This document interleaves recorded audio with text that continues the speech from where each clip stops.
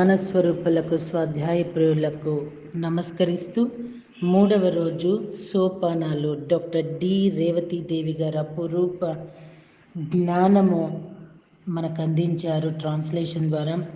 So మాస్టర్స్ని అడుగుతున్న ప్రశ్నలకి వాళ్ళు ఇస్తున్న జవాబులండి. మనకి ఎన్నో ప్రశ్నలు కలుగుతూ ఉంటాయి, ఎక్కడ దొరుకుతాయో జవాబులు అర్థం కావు. సోపానాలు పుస్తకంలో 100 ప్రశ్నలకు జవాబులు దొరుకుతున్నాయి.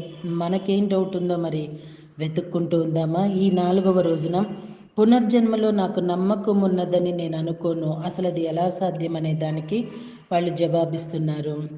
ఒకసారి మాత్రమే పసిబిడ్డగా పుట్టగలుగుతావు, కానీ ఒకే జన్మలో 2 సార్లు 4 సార్లు 50 సార్లు ఎందుకు పుట్టలేకపోతున్నావు? ఒకసారి పుట్టినా చాలాసార్లు పుట్టినా ఉండేది అదే ప్రక్రియ. మీ ఆత్మ లేదా ఎనర్జీ జననానికి పూర్వమే అనేక సార్లు తల్లి గర్భంలోని పిండంలోకి ప్రవేశిస్తుంది. కొంతకాలం ఉండి వెళ్తూ ఉంటుంది. చివరికి పురుడు రాబోయే ముందే చివరిసారిగా ప్రవేశిస్తుంది. ఇదే విషయాన్ని మనకు రామ్తో కూడా చెప్తాడు చాలా వివరంగా అండి. అప్పుడు ఆ బిడ్డ మనసు మీద మరుపు పొరగా కమ్మేస్తుంది. దాంతో ఆ బిడ్డ తన పూర్వపు జీవితాన్ని చాలా వరకు మర్చిపోతుంది. అంటే ఆ బిడ్డకు అప్పటి నుంచి గుర్తుండేది తాను తల్లి గర్భంలో ప్రవేశించినప్పటి నుండి జరిగిన విషయాలు మాత్రమే. తల్లి మాటలు, ఆలోచనలు, తల్లిదండ్రుల గొంతు, ఇవి మాత్రమే ఆ బిడ్డకు గుర్తుంటాయి అన్నమాట అండి. అనుభవించవలసింది కొత్త జీవితం. ఇది మనసులో ఎలాంటి జ్ఞాపకాలు లేకుండా స్వచ్ఛమైన పలకలాగా జీవించాలి. తాను ఏంజల్నని కానీ లేదా తన గత జన్మ గురించి కానీ ఆ పసిబిడ్డకు బాగా గుర్తున్నట్లయితే ఆ బిడ్డ పెరిగి పెద్దయ్యాక చాలా గందరగోళంలో పడిపోతుంది. అప్పుడే పుట్టిన ఆడపిల్లకు తాను గత జన్మలో పురుషుడినని, యుద్ధంలో జనరల్గా పనిచేశానని గుర్తున్నది అనుకుందాము. ఆ జ్ఞాపకం వల్ల ఆ పాప మానసికంగా దెబ్బతింటుంది. ఒక్కోసారి పసిపిల్లలకు గత జన్మల జ్ఞాపకాలు ఉంటుంటాయి, అయితే అవి మానసిక ఆరోగ్యాన్ని దెబ్బతీసేంత బలంగా ఉండవు. 7 ఏళ్ల ప్రాయంలో ఈ జ్ఞాపకాలు సాధారణంగా మాయమవుతుంటాయి. ప్రతి జన్మలో మీరు తీసుకుంటున్న కొత్త శరీరాన్ని ఒక పై తొడుగులాగా, ఓవర్ కోట్లాగా అనుకోండి. 70 ఏళ్ల పాటు లేదా 80 ఏళ్ల పాటు సుఖంగా దాన్ని ధరిస్తారు. అది పాతబడిపోయినప్పుడు, ఇక దానిలో ఉండటం ఇబ్బందిగా తయారైనప్పుడు మరణం పేరుతో దాన్ని వదిలేసి తర్వాత పునర్జన్మ పేరుతో కొత్త దానిని తీసుకోవటం జరుగుతుంది.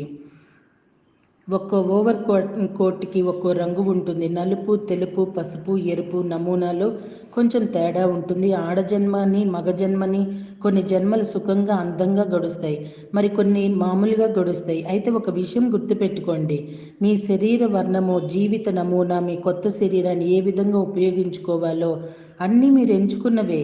ప్రతిసారి ఒకే రంగు కోటు వేసుకోవటం ఎవరికీ ఇష్టం ఉండదు, మార్పు కావాలనిపిస్తుంది.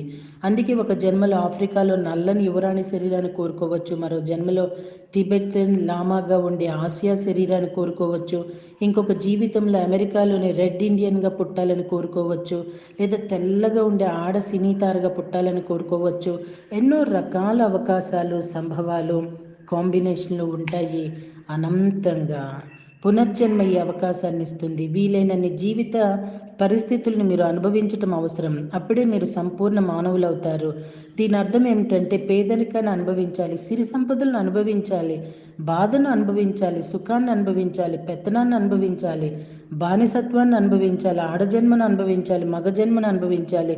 ఇలా ఎన్నో అద్వితీయమైన భూలోక పరిస్థితులను అనుభవించాలి. ఒకే ఒక జన్మ తీసుకుంటా చిన్న జన్మ ఎక్కువగా నేర్పలేదు, ఆసక్తికరంగా ఉండదు కూడా. ఒక జన్మలో కొన్ని రకాల పరిస్థితులకు మాత్రమే ఆస్కారం ఉంటుంది.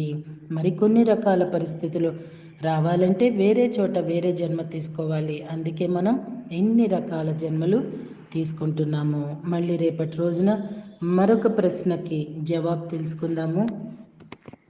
ఓకే మాస్టర్స్, ఇక్కడ మనం ఒక చిన్న విషయం చర్చించుకుందామండి. ఎందుకంటే మాస్టర్స్ అనుభవించాలి ప్రతిదీ అని వాళ్ళు చెప్తున్నారు. అనుభవించాలండి, అనుభవించకుండా పారిపోవద్దు. ఎవరో ఏదో ఇస్తారని ఆశపడవద్దు. సద్గురువు దగ్గర నుండి దేవుడు, ప్రార్థనలు, మొక్కులు ఇవేవీ చేయొద్దు. అనుభవించండి. అనుభవిస్తేనే అక్కడికి లెక్క తీరుతుంది. ఒక అప్పు తీసుకున్నప్పుడు ఆ వడ్డీ పెరగకూడదు, అప్పు తీరిపోవాలి అనుకుంటే తీరదు కదా. అనుకుంటూ ఉండటం వల్ల అది మనము ఎప్పుడైతే అది డబ్బు ఇచ్చేస్తామో, వడ్డీతో సహా ఇస్తామో అప్పుడే కదా అప్పు తీరేది. అట్లానే అనుభవము, అనుభూతి, జన్మ ప్రణాళిక కూడా అంతే. Okay, thank you very much అండి.